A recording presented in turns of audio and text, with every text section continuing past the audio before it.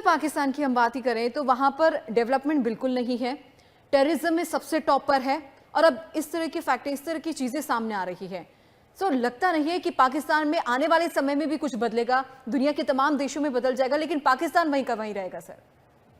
पाकिस्तान बदल ही नहीं सकता दीपाली जी, कैसे बदलेगा? ना जी। इंडस्ट्री है, ना प्रोडक्शन है। मुझे हम्म। बताइए दुनिया में कौन सी ऐसी 5 चीजें जो दुनिया को पाकिस्तान से मिलती है? अपने खाने को खाना नहीं है, पानी नहीं है, इंडस्ट्री नहीं है। आप क्या आतंकवाद देते हो तो फ्री में एक्सपोर्ट करते हो ना, उसके लिए भी आपको इधर उधर से पैसे आते हैं।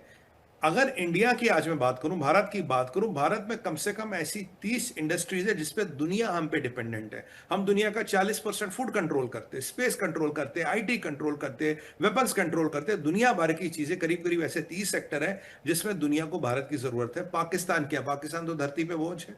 जहां पाकिस्तानी होता वहां बलात्कार होता, वहां एक्सीडेंट होता या बम पड़ता है। दुनिया में देखिए, अब मैं आपको आज एक किस्सा बताता हूँ। आज एक फॉर्मर ये आपके डिप्लोमेट है सिंगापुर के, उन्होंने बड़ा एक किस्सा, सनसनीखेज किस्सा बोला।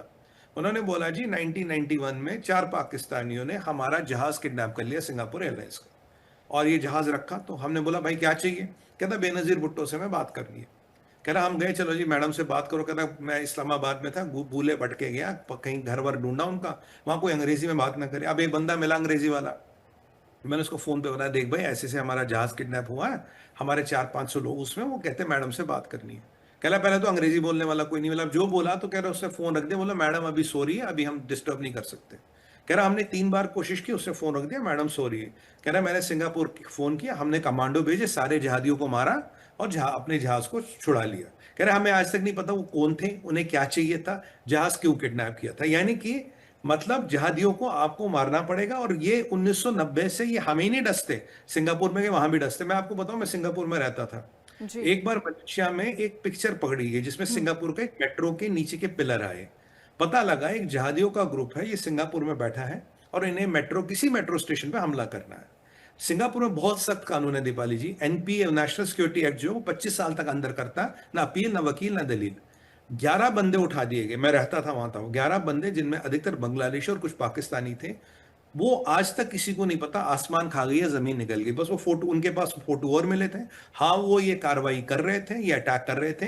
यानी कि पाकिस्तानी कहीं नहीं सुधरेगा। सांप की प्रवृत्ति डसना है। सांप आपको इसलिए नहीं डसता कि उसे आपसे बदला लेना, उसकी प्रवृत्ति डसना है। तो पाकिस्तानियों की प्रवृत्ति है जहाद, आतंकवाद, मारना और मरवाना। ये काम है, या तो मरेंगे या मारेंगे किसी को, यही काम करेंगे। जहां भी पाकिस्तान आएगी वहां डेथ और डिस्ट्रक्शन, ये चीजें आएंगी। ऐसे में डेवलपमेंट नहीं होती। जिन्ना का आइडिया पाकिस्तान फेल हो चुका है, पाकिस्तान का वो रियासत मदीना वाला कॉन्सेप्ट फेल हो चुका है, पाकिस्तान लाइबिलिटी बन चुका, और अब उस लेवल पे गया पाकिस्तान। इसको रिपेयर करना, इसको सुधारना किसी की बस की बात नहीं। मैं आपको बताऊं, बर्थ रेट 3.4 है। अब 3.4 बर्थ रेट का आपको मतलब पता है क्या है? 20 साल में आबादी डबल। अभी खाने को कुछ नहीं है, अभी रोटी के वाते पड़े हैं। 600 रुपए, 600 रुपए प्याज किलो जा रहा है। अब मुझे बताइए 20 साल बाद आदमी को खाएगा और क्या करेगा? 3.4% बर्थ रेट, ये सेकंड या ये हाईएस्ट बर्थ रेट है पूरी दुनिया में। ये जो रजिस्टर होती है, जो रजिस्टर नहीं होती उसमें वो पता नहीं। और जो 6-6 शादियां होती है, 8-8 बार तलाक होते हैं। और एक और बात आपको बताऊं, पाकिस्तान में करीब 33% लोगों को डायबिटीज है, और 15 से 20% लोगों को मेंटल प्रॉब्लम्स है, मेंटल एलिमेंट्स और जेनेटिक प्रॉब्लम्स है। क्यों? क्योंकि ऊपर के फ्लोर की नीचे के फ्लोर से शादी होती है ना, चाचा मामा में शादी होकर निपट जाती है, घर में ही शादी हो जाती है, तो जी। जेनेटिक डिजीज कैरी ऑन होती है। तो ये सोसाइटी बीमार है, इनका मानसिक संतुलन खराब हो चुका है, और इनकी इकोनॉमी, इनका कॉन्सेप्ट सारा बर्बाद हो गया। उसी डिप्लोमेट ने एक अच्छी बात कही, बोला थोड़ा तुमने अमेरिका की अभी चाटुकारिता की तो तुम थोड़ा ऊपर आ गए, पर बेटा अमेरिका तुम पे खाना तो नहीं देगा, अमेरिका तुम्हारे घर राशन तो नहीं पहुंचेगा, लोगों को खिलाओगे क्या? खाना कैसे खाओगे मुझे ये बताओ। हाँ थोड़ा थोड़ा अगर -10 पे थे, -9 पे आ गए, चलो आप एक स्टेप ऊपर आ गए, पर लोगों को क्या खिलाओगे? खाना कैसे खिलाओगे लोगों को? ये बात बताओ पाकिस्तानियों, इसका जवाब तुम्हारे पास है नहीं। कोई भी इकोनॉमिक पैरामीटर देखिए, पाकिस्तान की इकोनॉमी इज नॉट रिकवरेबल, वो रिकवर हो ही नहीं सकती, उसकी कहानी भूल जाइए। आज भी टूटना, कल भी टूटना, और हमारे हाथों से टूटेगा। और हमारे हाथों से मैं तो कहता हूं 8-10 मुल्कों में टूट जाए, ताकि हमें और हमारे आने वाले नस्लों को कभी पाकिस्तान से कोई दिक्कत ना हो। ये पाकिस्तान का भविष्य आप याद रखिएगा।